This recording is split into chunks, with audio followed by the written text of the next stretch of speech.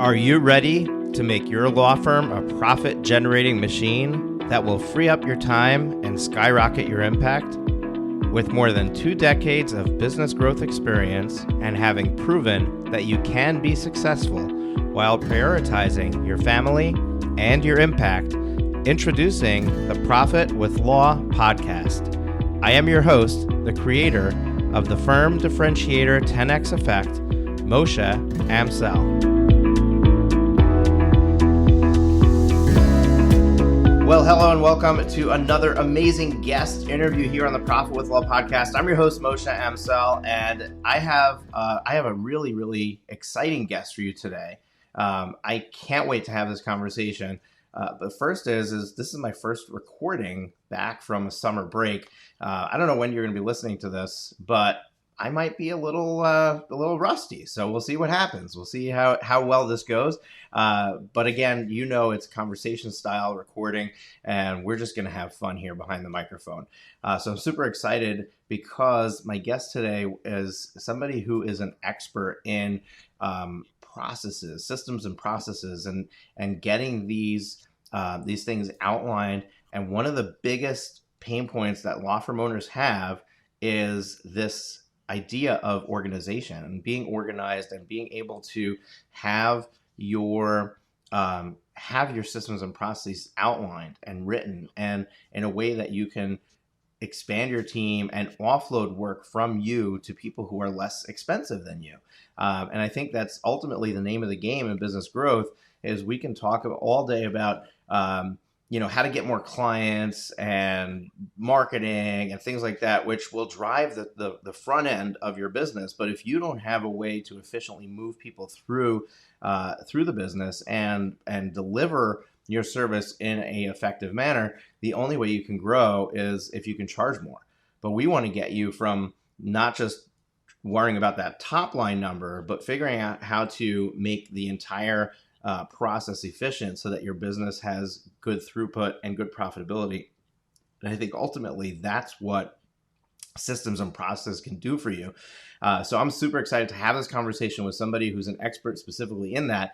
So let me tell you a little bit about your guest and pull up his official bio here. I'll read that off to you. So Daleele Alison is a technology professional and entrepreneur. He's the CEO and co-founder of RooksDM, a technology consulting group that helps alleviate pain points for small to medium-sized businesses and by helping them use the right technology. Daleele has worked as a consultant, business analyst, and project manager for Fortune 500 companies to SMBs, in addition to helping businesses find the right technology solutions.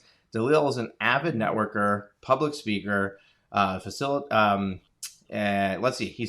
jumped the line here. I'm reading. A passionate community builder. He has over 10 years of public speaking experience, including speaking for classrooms, podcasts, webinars, and panel discussion.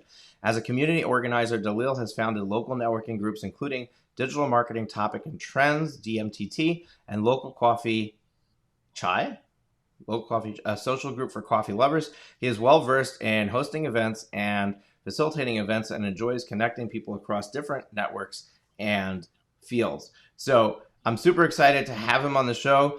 Daleele, welcome to the show. Perfect. Thank you for having me. Super excited to be here, Moshe.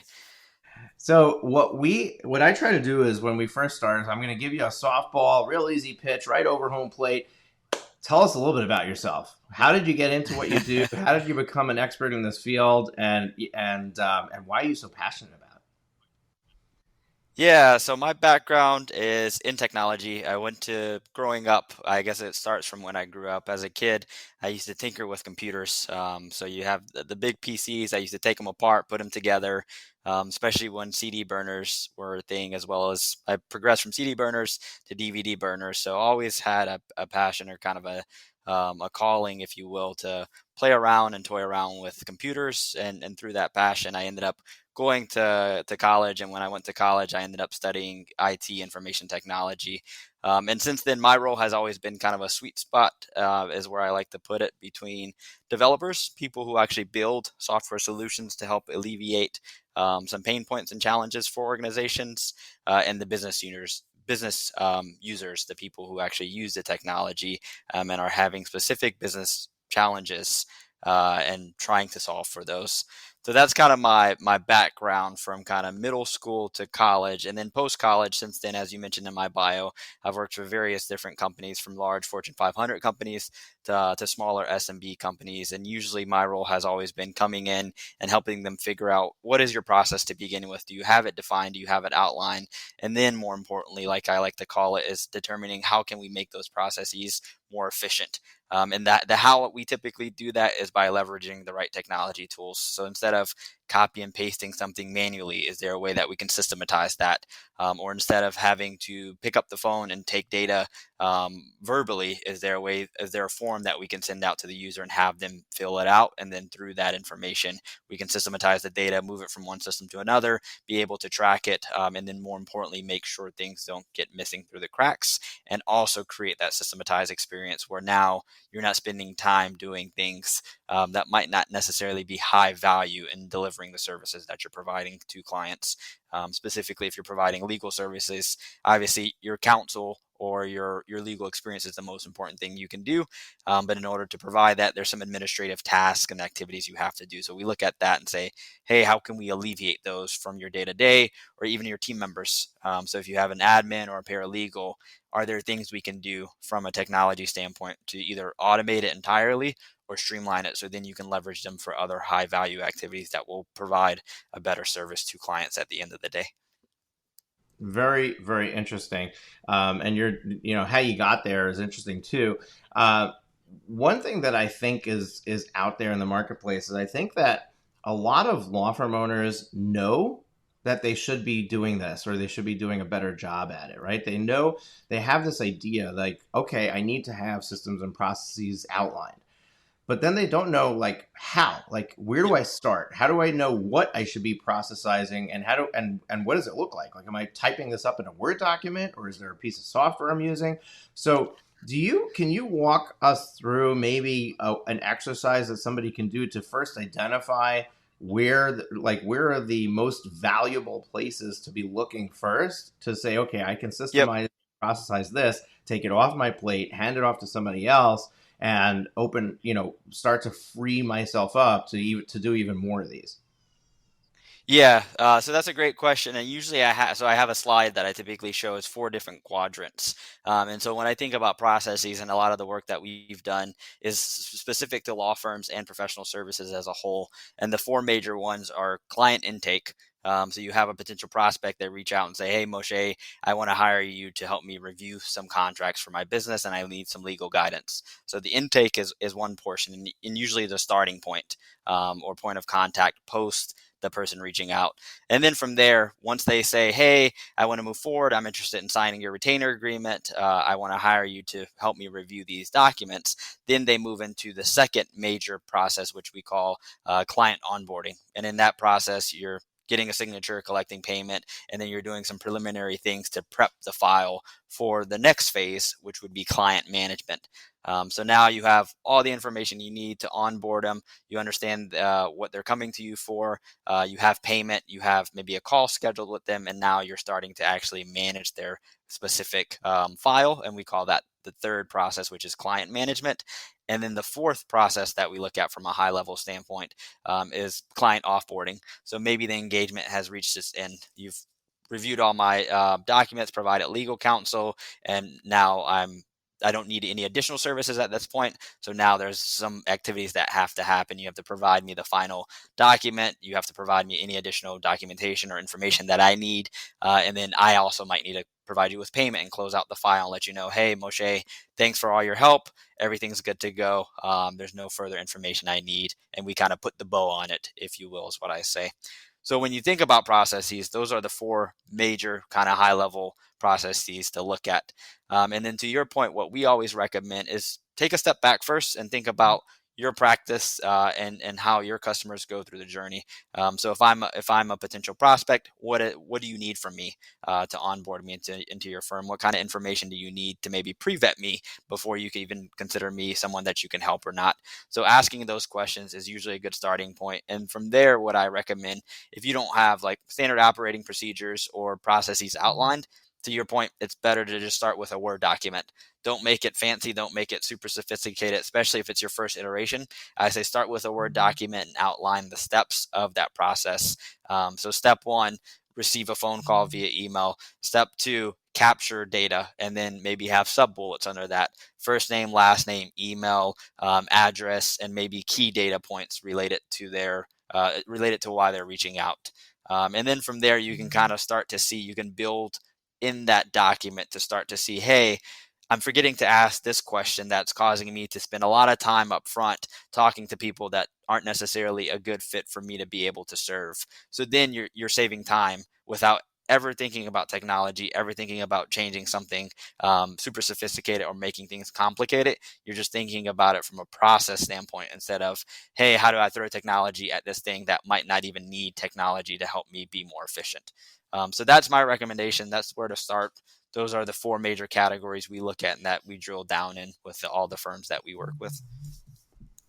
Yeah, absolutely. What's very interesting to me is my, intellectual analytical way of going about this would be like, hey, look at your systems and process, look at what you're doing and identify what are the things that you can hand off to somebody else and then processize those. What you're saying is there's another way to go about this that maybe is less complicated, and therefore somebody can get started quicker without needing to go through this whole, trying to figure out where's the best one to do. But instead, it's kind of like building a house. You put a foundation down first, and then you put the first floor, then the second floor. What is the client journey going into your office and then retaining you and using your services? Let's just walk through that process. Start with, how does a lead come in? What's the Yep. process there? What happens to them? And then how do you process that lead until they become a client? And then you just keep creating processes at every step of that journey until the entire journey is mapped out. One Exactly. question. Because then from Go ahead. No, Oh, go sorry. ahead. I was going to say exactly, because when you have that mapped out, then you can start to clearly see where efficiencies can be gained. Instead of trying to guess at it, now you have it mapped out. And you can say, oh, this is a redundant step, or maybe we need to add an interim step within step 2 and 3. And you can start to think about it in those lines. And one of the things that we see a lot of times is people think technology can solve all of their problems. and that's Right. not the case, because if you have a bad process and you try to throw technology at it, you're just trying to fix something that's bad, which is not fixing the root cause. And that's why we hyper focus on process first, and then we look at technology second. And that's kind of how we kind of go through the process and evolution with our clients.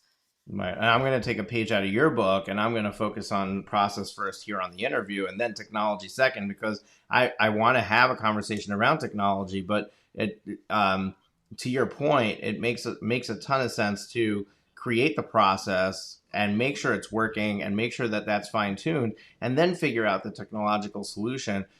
Because instead, if you do it the other way, you're trying to get your practice to fit the technology, which Yep. ends up at some point ends up blowing up on you. So you really have to make sure that you have the order of operations first, followed by the technology second.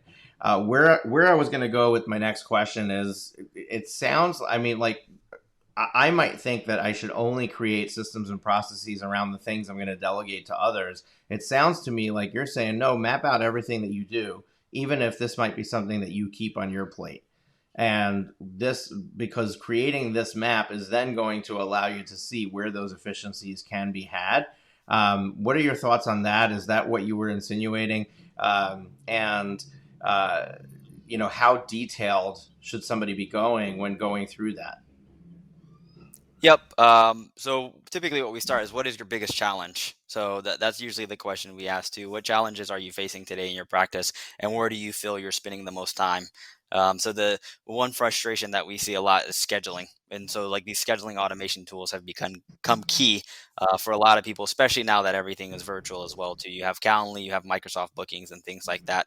So one of the things might be, hey, I'm really having struggle. I'm really having a challenge being able to schedule these meetings because we're going back and forth via email. I might miss the potential prospect, and I have to coordinate a lot of different schedules between them and my end. So that's one of the things that we focus on is what is your challenge today? Because once we understand that, then we can start identifying ways to solve for that. And then we ask the question back to the process point of what is your process for scheduling this meeting? And I'm using the scheduling example because it's a little bit more simple. So what's your process to schedule a new client that is coming in that you haven't met with before? And we'll walk through that. Okay, they reach out, they send you an email, you respond via email with a few times, and then what happens after you get the times that works for them? Do you send out a calendar invite? Do you just put it in a book somewhere? Do you have a Microsoft Teams or Zoom link associated with that calendar invite? So we start asking those questions to figure out, okay, can we reduce 3 clicks? Is there 1 click? Is there a better way to make it a customer experience? And with that Calendly or with the scheduling automation example is, hey, if Moshe reaches out and he's interested in scheduling a consultation, I can say, hey, Moshe, thank you for reaching out. We'd love to chat with you about helping you with X. And then I can say, here's the link to our calendar if you want to book a time that works for you. So that helps make a better experience because then they don't have to wait for an email. You don't have to wait for a response. They can book it in real time. And it's also convenient to when works best for them. So now it just kind of streamlines that whole process and alleviates a lot of the challenge that you were having to begin with. Yeah, absolutely. And that's a perfect example. Like, calendaring is a great example where it's not just booking the appointment. It's also all the questions that you ask around them booking the Yep. appointment. You can have a form attached to it. But again, we're jumping into technology. But if you start thinking about what the process is and identifying all these steps, and I think part of where we get lost is we don't realize how much detail we need to put into this process, right? And Yes. so, in your experience, when you work with somebody, it really requires your expertise to understand how deep to go in identifying what the steps are, right? How do you educate your clients on that? Yeah, and there's a good balance. So you bring up a good point because there's a good balance to detail versus high level. And then it's also you reach a point of diminishing return. So if you go too deep, then it's not going to give you that much return. So you have to kind of find the balance between the two. And the way to go about that is we ask the clients. They know their business, they know their process, and they have a sense of where they're spending the time, most of their time. So I think that's the first thing we look at is hey, where do you feel like you're spending a lot of your time within this process? And if it's something that you feel you're spending a lot of time, then let's talk about that. Let's go a little bit deeper, okay? Because there might be sub steps within the main step that we've outlined that we might be missing within this process that you're wasting 30 minutes per client per day to actually get through. And if we can discuss that a little bit more, we definitely want to go deeper. But if they're like, hey, I just send a simple response here, and that takes me all of 5 seconds and I copy and paste some things, we'll talk about that as well, but it might just be at a higher level than a deeper one that requires some sub steps within it. Right. And what the interesting thing is that we don't realize how much these micro periods of time or micro fractions of time add up to something larger. Yep. Like in your example of simply booking that initial consultation call, right? Um, our receptionist might take 30 minutes to book that call with the client on the phone. But if Yep. we automate the whole process and all they're doing is taking the initial call and saying, hey, I'm going to send you a booking link. There's going to be a form attached to it. Fill it out, book the call at the time that's convenient for you. Boom, they hang up.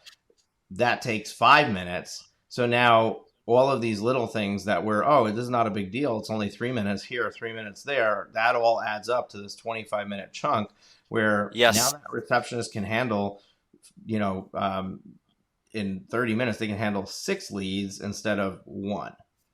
Exactly.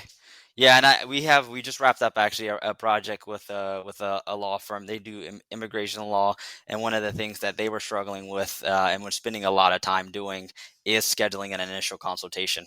And there was a lot of back and forth. So, like you said, it was not only back and forth in the time it takes to send the email, but then the gap between when you send the email and the response time, because now you have kind of lost productivity in the sense of, oh, now I just received this note. Let me switch over here and kind of get them scheduled and let me look at a schedule and kind of do these things, even though I was working on a task before this. So now you lose productivity and focus for one of your team members because they have to kind of step in and do these manual things. And so the way to solve for that too is to outline it clearly so then we can see it, and to the point of technology, then be able to figure out exactly where the automation pieces kick in.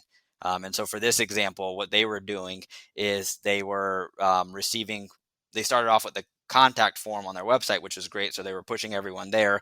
They would receive the contact form. And then from there, everything that was happening manually. So then they would review it, respond, send the note, say, hey, thanks for reaching out. We'd love to meet with you and help you with your immigration questions. Here are a few times that work for us. They would have to wait. So then you have that gappage there, get the response back, and then they would have to check the calendars, get it scheduled, get a retainer agreement signed, and collect payment all through a manual version. Versus now that we understand, okay, you need to respond to the client, you need to get a retainer agreement signed, you need to collect payment, and you need to get it scheduled on the calendar. These are four major things we want to accomplish. Is there a way that we can do it more efficiently than you're doing today? And then we ask the question, what is the right technology tools, if any, to be able to accommodate that? And so for that specific example, now it's a one-click process. So now the person goes, fills out a contact form that we've created. We have some conditional logic behind the scenes. They submit it. They receive a retainer agreement. They receive a Calendly link to schedule it. They provide the payment. Everything is scheduled, and you don't have a paralegal or an admin having to step in at all. And now the lawyer just shows up to provide their general counsel when needed, versus having to have another team member do all this work and then also have to potentially do it themselves if they don't have that person readily available at the moment. Yeah, and I think that one of the points that you made is this gappage of time. And I think that it's more than just the gap in time, right? So at every step of the way in the interaction, somebody can fall off, right? Yep. So you have a lead where you're having maybe 5 or 6 different contacts with that lead, all until they get into that first consult. And at any point in time during those 5 or 6 contacts that you have, they can just choose to not take the next step, and Yes. now you've lost a lead in the process. Where with having a system and a process around it with technology backing it, you've turned it into a one contact event where Yep. now they don't fill out the form, book a call, that they didn't take the next step. You can follow up with them, but if they do, then they're booked and on to the next thing. And you don't have all these potential cracks that they can fall through along the way where a lead gets lost. So it should increase not just the time efficiency, but it should also increase the conversion rate of lead Yes. consults, which would then ultimately effectuate the conversion rate of consults to close. Exactly. Yep.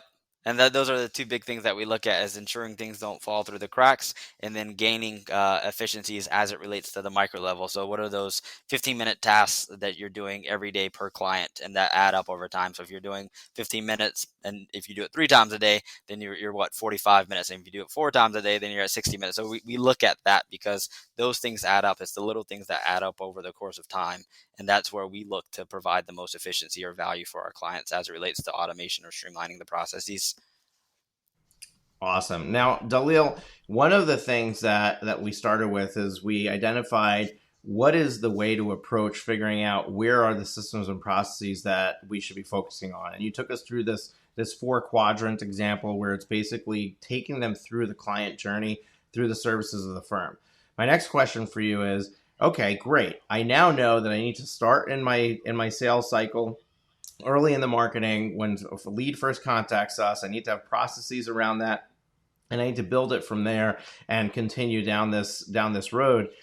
My next question is okay, so what is the format or the way that we should, you said, hey, you could just start with a Word document or a Google Doc, right? But how do you go about documenting what you're doing? Is it a checklist? Is it, are we recording videos with instructions? What is the sequence of tasks required to adequately put this process into writing? And how much of it is just recording what we're already doing versus looking at what we're doing and saying, hey, maybe we could be doing this better? Yeah, those are really good questions. So couple of thoughts there is, so there's process consultants as well too. So we always suggest if it gets really deep and they want to kind of look at it and go really, really deep, then they can always talk to like a process consultant, which we kind of are we're a hybrid essentially between process and technology. Even though our core focus is how do you implement technology tools to streamline and automate your processes, we have a huge focus on processes as well. So I'll caveat it with that. So that's one option. And then the second option, what we've seen, like I mentioned, the Word and the Google Docs are one. Another option, and we've done this with our clients as well, it's known as process flows. So if you think about it, you have swim lanes of the various people that are involved within the process, and then you have boxes of the activities that occur. And then along the way, too, from one step to the next step, you might have decision points. And those are great graphics because it allows you to visibly see in a visual form how your process is flowing, and then what is your customer journey, and also being able to clearly outline, hey, I wonder why we don't have a decision point in this specific step, because the client is just happening to get into our onboarding cycle when they haven't been qualified properly because we didn't ask this specific question. So thinking about it in that way is an option too, but it would require someone like ourselves, or maybe hiring a process consultant to put that in a process flow for you. But there's tools such as Visio. Microsoft Visio is one. We personally use Lucidchart, which is a web-based platform that allows you to outline those items. And then to your point, for the standard operating procedures, people that are on Microsoft, there's a variety of tools. What I'm most familiar with is Wiki. So some people will use Wiki pages, and that will outline certain procedures within their firm as it relates to the tasks that need to get executed. But where we're focused primarily on is all of them. So we'll look at, like, okay, what are the overarching processes that are involved, not necessarily the individual tasks at first, because we want to start high and then get deep, versus starting deeper to begin with. So I don't know if that answers your question entirely, but kind of a balance of maybe thinking about hiring a process consultant specifically if you really want to focus corely on processes, or just making sure that you're using like a Lucidchart or a Visio to provide some documentation as it relates to graphics and visuals that you can put together as well too. Absolutely. Okay, so I want to get a better understanding as to what is it that you do, that RooksDM does in this process. But we'll get to that soon.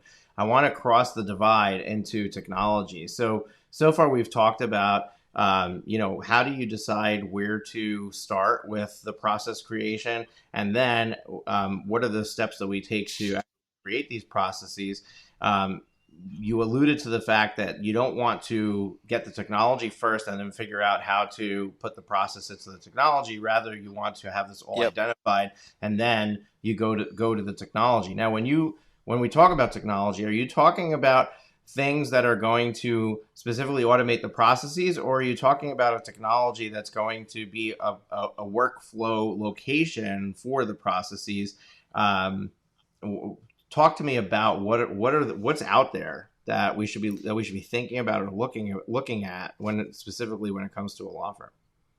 Yeah, so specifically when you come to a law firm, I mean, everyone's using technology when you think about it. Word is a technology tool that people are using day in and day out. Excel is the same way. And especially in today's day and age, technology is the backbone of all businesses. And now that everyone's virtual, we're using it more now than ever before with these virtual calls and being able to leverage and still collaborate virtually with our teams. So it varies, but specifically as it relates to law firms, collaboration is key. So figuring out how you're collaborating with your team directly, and collaboration, one technology tool is email, right? So you might be sending emails with your team members that might be more appropriate to either pick up the phone, or either if you have a chat system in place, that might be a little bit more of an appropriate place, because we use Microsoft Teams, for example, but there's also other platforms out there that you could use. If you're on Google, you could use GChat. There's also Slack, just depending on what is within your technology ecosystem, you can use for collaboration. So collaboration tools are definitely key, from email to chat to file sharing. And then the second one that we see specifically for law firms, there's a few different ones, is practice management systems. So being able to manage the cases. So that goes to my point for client management. So you think about your Clio, and things of that nature, to be able to manage the cases and understand, hey, where's the case at? Do we have all the documentation? Is it moving forward in the process? And then you have the sales aspect. So thinking about a CRM, so one that is specific to legal that we're familiar with. Obviously, there's Clio Grow. There's also another one called like Lawmatics, for example, and that helps with being able to nurture your contacts or any leads that come in. And it also gives you the ability to kind of generate your retainer agreements within that platform and store it within the customer record, and then push that data directly into your practice management system, such as like a smoke ball or things of that nature. So those are few key pieces of technology that we see across all organizations, from collaboration to project management to CRM, are probably the top three, I would say. And then obviously there's a few others that people use, but those are important to think about because it kind of ties directly into all of those pieces that I was mentioning: intake, onboarding, management, and then offboarding. And those technologies help support all of those. Yeah, absolutely. And what about where does automation fall in this, in this conversation? Is automation the last thing that we want to look at, or is it something that we should be thinking about from the get go as we're creating these processes? I talk about on the podcast and my coaching. This was shared with me by one of my coaches, to when you want to become more efficient, to use the DAD method, which is delete, automate, delegate. So you want to look at everything that you're doing and decide, is this even necessary? And if not, let's delete Yep. it. Let's stop doing it. Then you want to look and say, can I automate this? Because if I can use technology to do it. It's probably less expensive than the labor that's being input into it. And then if I cannot automate it, then can I delegate it? Can I get it off of my plate, put it on someone else's plate so that I can free myself up? And that's really essentially the step by step that you need to follow to become highly efficient. When we're talking about creating systems and processes, a lot of it is efficiency, but it's also just effective business practices, right? It's making sure you're not Yes. dropping the ball. It's making sure that things are happening the same from one client to the next, so everyone's getting the same experience. So when we look at automation, it's an efficiency function, but maybe not necessarily a systems and processes function. So what's your thought process on automation, and where should somebody start looking at that? Is it only after we've built out our systems and processes, now we look back and say, what can I automate? Or is it something that we should be thinking about up front? Yes, I think you should think about it up front, but sometimes it is challenging if you're not super familiar with how all the technology tools work together. And I think that's where we deliver the most value, because when we have those conversations around processes, our brains are thinking about, okay, like you said, I love the dad method. We do the same thing. We ask the question, why are you doing it this way? And if it's something that we can delete, then we certainly will do it, because once again, we don't want to fix a bad process by trying to throw technology at it. So if we can delete it, we can. And then the automation piece there is extremely key, and we think about that up front in the process, because we're saying, hey, why are you copy and pasting data from an email when it's coming in the same format every single time? We can set up some automations. If we know the subject is X, we can set up a workflow that will then pull that specific email content and put it into a place where then we can do a whole bunch of cool automation behind the scenes to route it to appropriate people, create tasks, push the data into systems depending on what's needed at that given time. So we do think about it up front, but I also think it's important to start with understanding what technology tools are you using today. So before we jump into kind of providing recommendations or solutions, even though we're thinking about it, we'll do our due diligence ahead to say, what does the lay of the land look like today at your practice? What technology tools are you using? What are you using for collaboration? How are you using it for collaboration? Are you using email for everything? Are you doing more phone calls? Do you even have a chat system? So we have this sheet that we usually have our clients fill out, and we'll work with them on it as well too. And it's a very simple. Once again, we try to keep it simple. It's a spreadsheet, and essentially it lays all the technology tools that they're using, and then we ask, how many users do you have? Because that gives us a sense of, hey, is everyone using it? So a good example, sometimes something as simple as like Adobe, right? They might be using Adobe for editing and things of that nature. We might want to take it in consideration, because if they're thinking about using an e-signature platform, then we might recommend use Adobe eSign instead of like a DocuSign or HelloSign, because it might integrate better with their workflow since it's a tool that they're using. So those are the things that we think about. So we always start with taking the inventory of what is the lay of the land today, what technology tools are they using, how are they using them, and then we're trying to understand, kind of to your point of deletion, we call it reduction. But can we consolidate some of those technology tools? Because there are Microsoft, for example. does just about everything if you really want to think about it, but they don't specifically do practice management systems. So in that point, we might want to say, okay, let's use Microsoft for all your collaboration, your file sharing, and then let's couple it with a practice management system, and then think about, is there a way that we want to create some automations between those if it's possible, and what does that actually look like moving forward? So that's the way that we think about it.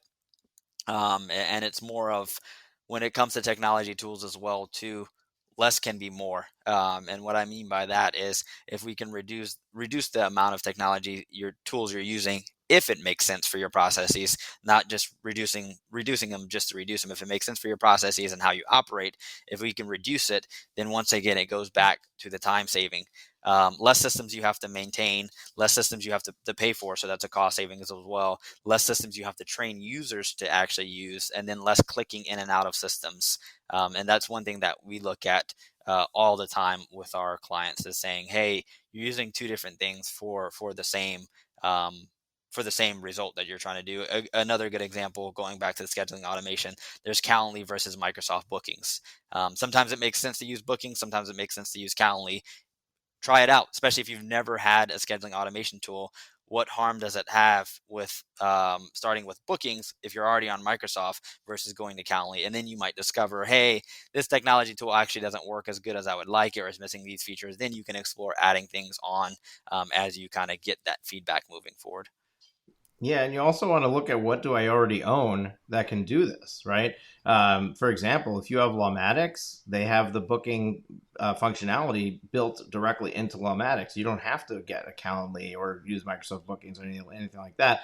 So really understanding and knowing what the software you already are paying for is capable of Yep. doing, and exploring that sometimes is very effective as well. One Yeah. question that I did have is task management.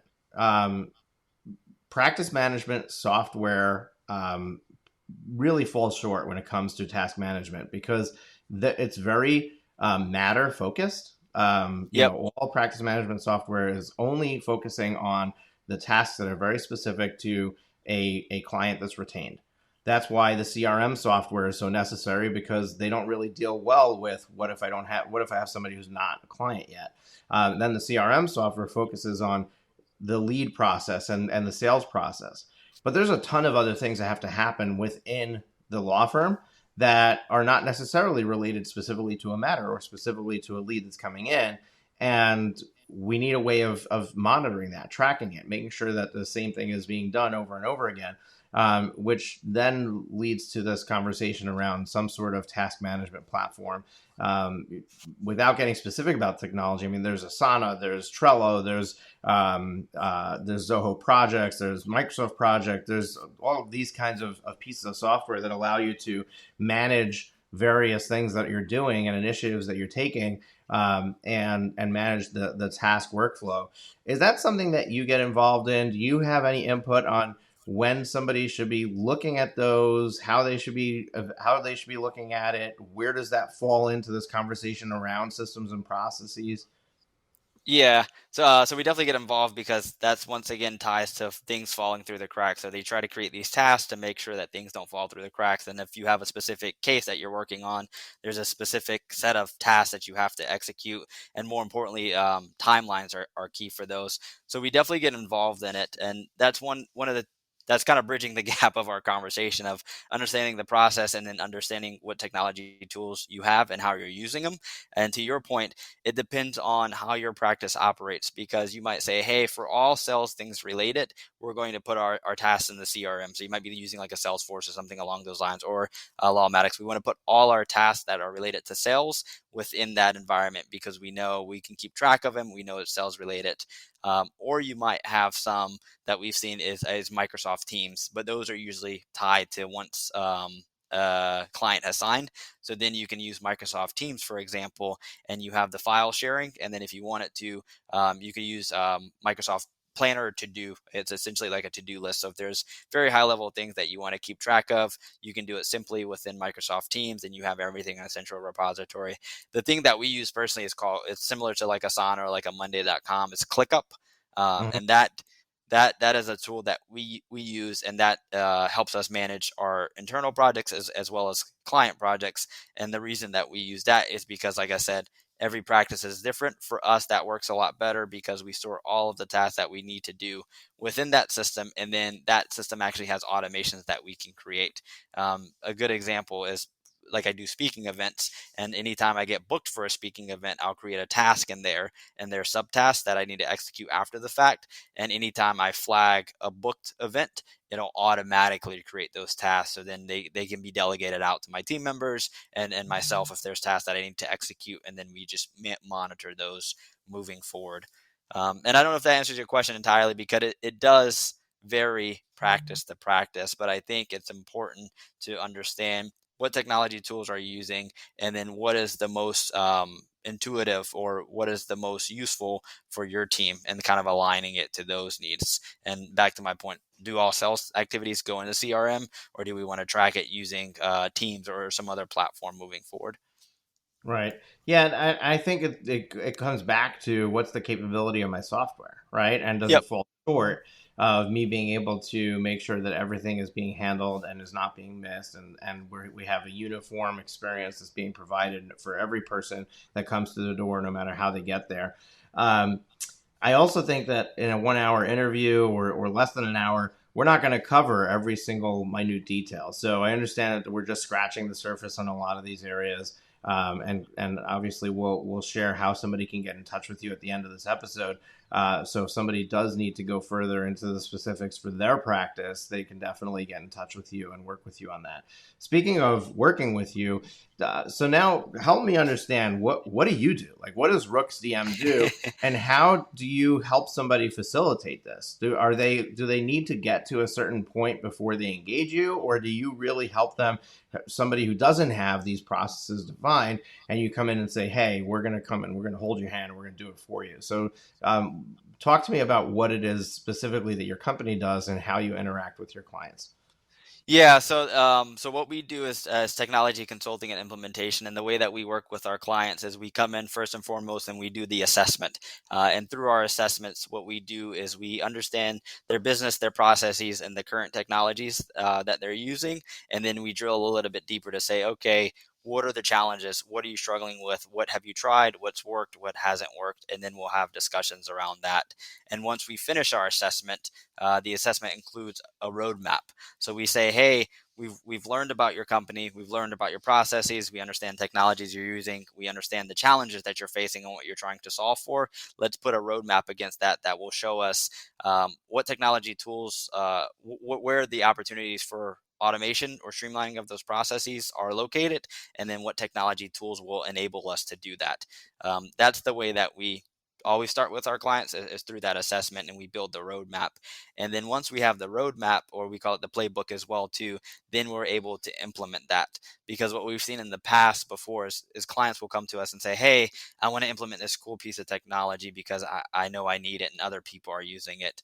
And then when we ask the question why, or we kind of uncover a little bit deeper, we might understand a couple things. They might already, to your point, Moshe, they might already have a technology tool that solves that same problem that they're looking to implement.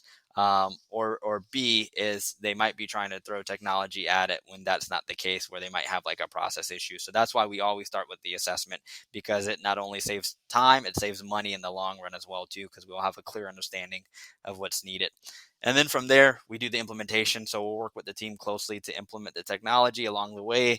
We'll do testing, we'll gather feedback, and we'll iterate as we move forward, and we'll roll it out to their organization. And once we've finished our implementation phase, then we'll provide end user training. And I know obviously sometimes adoption can be key. So if you're throwing a new piece of technology or a different way of using it, you want to make sure all of your team members are in sync with how to use it and what are the new features, and how it should be used in today's day and age. So we'll provide some training around that.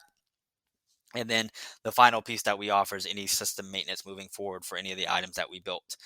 Technology always changes. There's updates that are happening. And when we talk about these integrations or automations between systems, you have to maintain that and kind of keep an eye on it. And sometimes things need to be updated. And that's where our level of technology expertise will kick in to make the updates and make sure there's no hiccups within the integration that we've developed moving forward.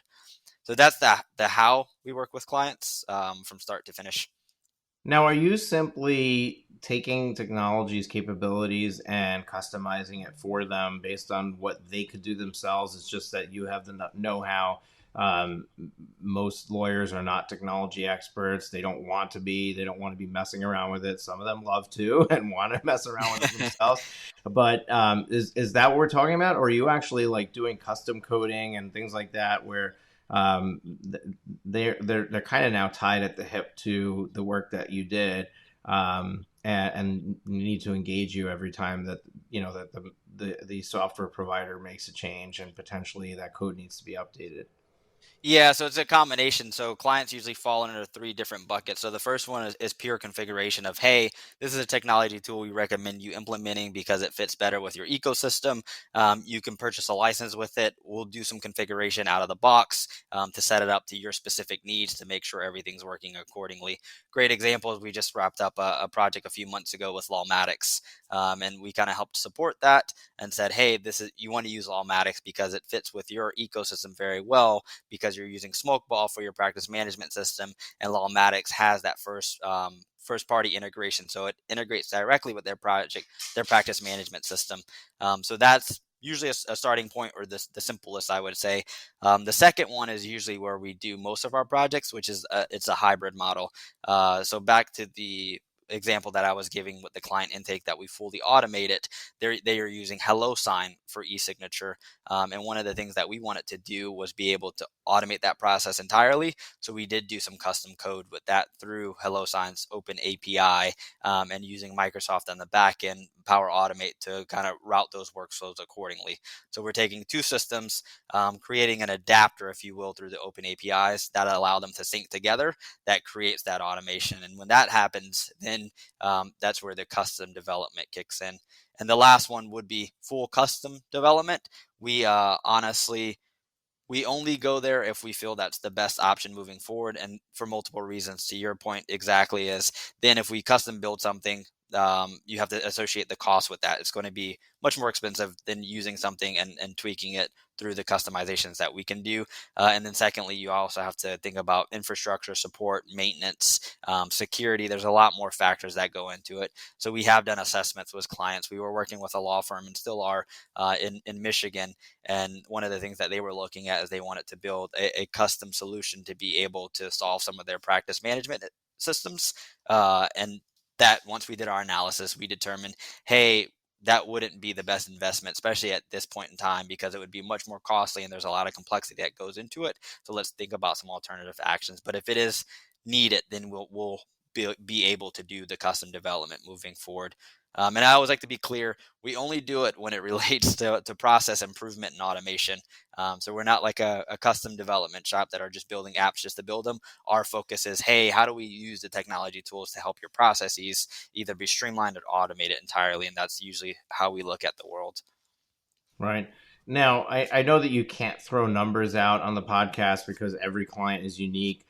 But one thing you probably could help me with is, when uh, every law firm, no matter what size, has this challenge, right? So you could be a Yep. solo with no employees, and you need to create systems and processes. You need to implement technology. As a matter of fact, somebody in that situation more than anybody else needs it because you're doing everything yourself. But then you've got, maybe I've got a 4 attorney firm and I've got 10 employees, and we've got a lot more people and a lot more stakeholders involved and a lot more that's happening. And then you've got your even larger firms. What is the size company, or the revenue volume? Like, what's the gauge where you're like, okay, I can afford to engage somebody to help me, make this happen? Yeah. So for us so it varies depending on the company you're working with, and there's other companies out there that do like the technology consulting, and their niche might be they work with solopreneurs. For our company, for RooksDM specifically, we usually see about the 10ish at minimum, and we call it team members that we see where we provide the most value, because at that point you have a lot of hands in the pot, and there's a lot of moving pieces. And there's a lot of cracks that things could go wrong at, and that's usually fun for us, and where we deliver the most value is teams of 10 or more. And it's like a cost associated thing too, because we are doing some custom development, and with those, there's costs associated with some of that expertise that we provide. But it varies. The other thing I would also say too is, even if you're not at 10 team members, for example, maybe you're at 4, but you're looking to get to 6 by the end of the year, or 8. Those are great for us too, because you want to start thinking about these automations and these efficiencies as you're scaling your business. And that's one of our qualifiers, actually, when we're talking to people in the intake process, is we ask them, hey, are you looking to grow? Do you have like a growth mindset, is what we're looking for. And growth might not necessarily mean, hey, I want to add double the amount of people so I can do double the amount of output. But it's like, hey, maybe we can get more efficient and get more done with less, and using technology and automation to be able to support with that. So that's the type of clients that we work with. But I know there are other consultants out there that work with solopreneurs, and different types of organizations, and we're more than happy to provide consulting at that point. But sometimes what we see is, from a price standpoint, and from I would say, like, not, I don't know if maturity would be the right word, but a maturity standpoint, it might not be the best cost for you at that specific time. But if you're truly thinking about scaling and growing, then we're definitely the ones to be able to help with that, and helping you scale your business moving forward. Right. Yeah, I think business maturity is a good delineation. It's basically, if your biggest pain point is how do I get the phone to ring, then you probably shouldn't be worrying about your systems and processes. But if Yep. if you got the phone ringing off the hook, you're turning clients away, then maybe creating efficiency is gonna help you solve the problem. Yes. It's gonna help you say yes to more people, and put more clients through. We recently released an episode talking about pricing, where raise your prices just to be able to filter out some of the people who are trying to engage you, because you've now priced them out, and also to make sure that you're getting the clients who really want to pay you what you're worth. But imagine if you're able to raise your price and you're able to increase your throughput.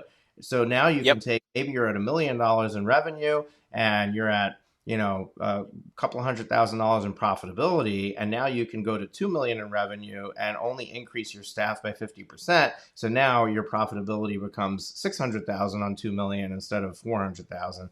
That can Yes. that can be real significant dollars that probably this pays for itself very quickly when you start looking at numbers like that. Exactly. Which again goes back to business maturity. Like, where are you at in your business journey, that this is something that you would be able to do the ROI calculation on, and legitimately see the payoff that you can expect.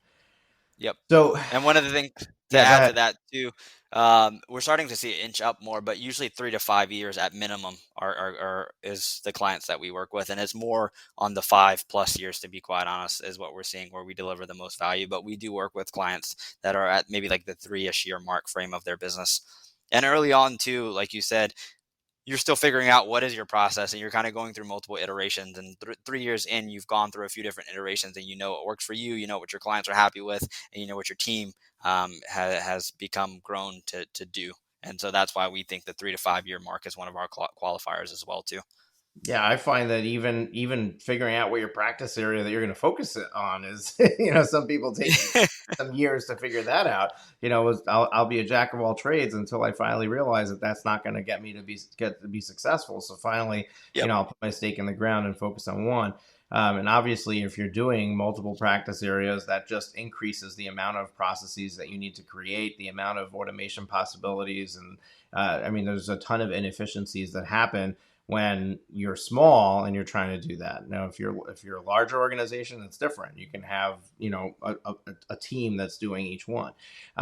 So I do understand that it takes a number of years until you get to the maturity that You know what your process is, and now you just need to document it. You need to memorialize it, and then figure out how can I use technology to make this even better.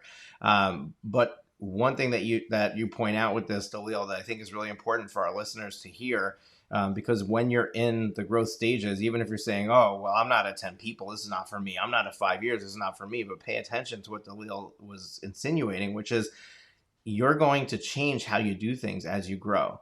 And I Yep. think it's really important is not to get married to this is how I do it, because there's always potentially a better way. And if you're constantly reevaluating how you do things and growing from there and maturating from there, that is what makes a successful business. And that's why the amount of time matters to Daleele. Obviously, if somebody comes in, they're in business for a year, but they were working somewhere else and they built their book of business and they know exactly what they're doing and they hit the ground running in their new business, clearly you would take them on because they know what they Yes. want, they know exactly what they're doing and how they're doing it.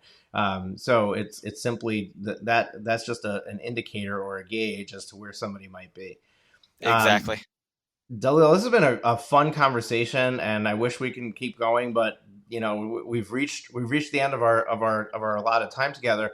I do want to give you an opportunity to tell people what the next steps they can do to take with you. So if any of this conversation spoke to them, if they're dealing with this specific issue right now, or they know, hey, I'm not there yet, I'm not ready yet, but I think that there's going to come a time in the future where I need to engage RooksDM to help me. How can they get involved in your world? How do they get started with you? What's the next step somebody should take if they're interested in staying in touch with you? Yeah, I would highly recommend if they go to our website, so rooksdm.com, they'll get the little pop-up form on the bottom right-hand side of the screen, and they'll be able to sign up for our newsletter.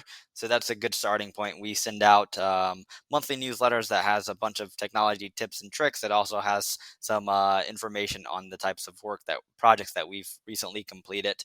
So that's a starting point there. For all listeners, I'm more than happy as well to do a free 1-hour consultation. So if you're thinking about implementing some technology tools or are considering, hey, how do I improve my processes, then we're more than happy to have that discussion. And then I would say give me an ad on LinkedIn too. I post content on LinkedIn. I'm more than readily available on LinkedIn. So if you give me an ad on LinkedIn, just make sure you include a note saying, hey, listen to the podcast episode with Moshe, and then I'll be more than happy to connect with you. But this was great. I appreciate you having me. A real good conversation. And I think it's important to talk about both processes and technology. So thanks again for having me. Happy to be here. And hopefully everyone found it valuable. Awesome, Daleele. I'm sure that they did. I appreciate it. But real quick, if somebody wants to book an hour consult with you, what are the steps to do that? Yep. So if they just go to our website and fill out the contact form, we'll receive the notification and then we'll be able to book them directly from there. Okay, awesome. Folks, this was an amazing conversation with Daleele. Daleele, thank you so much for being here. And I can't stress this enough. You just spent, what are we at? An hour. You spent an hour with us going through all of the steps and details of how you can systemize, processize, and automate what's going on in your law firm. If this isn't a ton of value that you're getting, I don't know what else I can bring to you that would make the case. So I'm sure that you want to hear more of this, and in order to do that, you want to make sure you hit the subscribe button in your podcast player so that every time we release a new episode, you get notified and hey, there's a new thing I got to go listen to. I'm going to drop what I'm doing. I'm going to go listen to it. But anyway, we'd love to have you as a subscriber. If you've been a subscriber, you've been listening to the show, we'd love to get a rating and review in iTunes or whatever your podcast player is. So make sure to hit subscribe, give us a rating and review. And we're here twice a week, every Tuesday and Thursday. Would love to have you as a regular listener. And once again, Daleele has been massively amazing in this conversation. Clearly, he knows what he's doing. Check RooksDM out. Go sign up for their newsletter so that you've got them in your inbox. You can read the stuff that they're putting out. And eventually, one day, if it makes sense for you, you reach out to them. But if it makes sense for you today, if you think that there's something they can help you with, go book yourself a consult with him. He's being very generous with the time that they're giving you to do that 1 hour consult. Take advantage of that. and see how they can help your firm grow. Ultimately, we're all about profitability here. It's called Profit with Law. And I want to make sure that we're doing this the smart way. We're not just trying to get more clients for the sake of getting more clients. You can really grow and become more profitable without just focusing on how do I move more people through the practice. And I think that that's where systemizing, processizing, automation, and even reevaluating your business structure. Because once you start to create systems and processes, you might start to realize, hey, there's things I can automate, but then how do I monetize that? And all of a sudden you're looking at maybe changing the way that you're structuring the pricing of your services. And it really helps you holistically in the whole business conversation of how am I going to eke out the best profit I can from the work we're already doing. And that's the name of the game. So folks, can't wait to see you on the next Tuesday when we release our next episode. Thank you for tuning in. And until next time, just stay with it, keep taking action, and let's keep the profits flowing. Talk to you soon. Have you been enjoying the show? We sure hope so. To make sure you never miss an episode, be sure to hit the subscribe button in your podcast player app. Next week, we will be back with more valuable resources and ideas on how to break the mold and take your law firm to the next level.